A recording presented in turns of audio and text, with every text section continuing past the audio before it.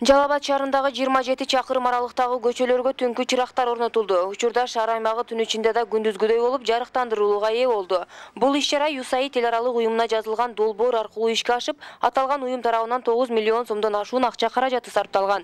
Ал эми жергиликтүү бюджеттин эсебинен 2 миллион сом каражат жумшалган. Мындай маалыматты Жалал Абад шаардык коммуналдык чарба жана көрктөндүрүү департаментинин түнкү жарыктандыруу бөлүмүнүн башкы адиси Чыңгыз Дооронкулов билдирди. Кудай буюрса, шаарыбыздын борборлук көчөлөрүнүн негизги борборлук көчөлөрүбүздө түнкү жарыктандыруу ордуна келди деп ойлойбуз.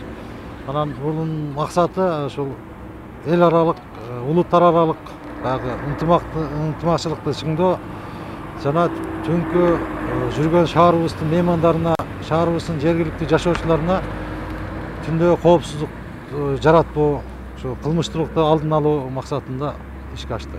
Буга чейин шаар ичи түн жамынып караңгылык өкүм сүргөндүктөн катталган кылмыштуулуктар көп болгон. Эми мындай фактыларга бөгөт коюлат дешет адистер. Ал эми шаар тургундары түнкүсүн жарык болуп турса, шаардын көркү экендигин да билдиришет. Өзүңүз эле көрүп турганыңыздай эле мына шаар ичи жарык, түнкү коопсуздук мөмө болбой калды.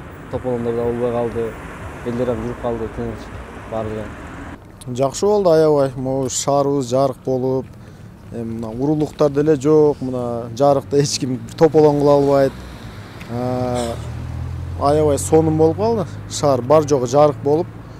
Аны менен бирге бул ишти аткаруу үчүн демилге көтөрүп, шаар тургундары үчүн кам көргөн жетекчиликке шаардыктар ыраазы. Азыр Жалал Абад шаарында ушу жарыктандыруу жүрүп, шаардын негизги көчөлөрү жарыктандырып бүтүп калыптыр. Негизинен жакшы бул ишти аткарган шаардык мэрияга дагы кимдер тиешелүү болсо ошолорго рахмат, элдин атынан рахмат. Мурун эми жарыктык жок, капкараңгы эле да көчөлөр. Азыр эми жарыктык түшүп аябай жакшы болду бизге, пайдалуу. Мэрияга чоң ыраазычылык билдиребиз. Мунара Жапарова, Бурхан Матов, Күн жаңырыгы, Жалал Абад шаары.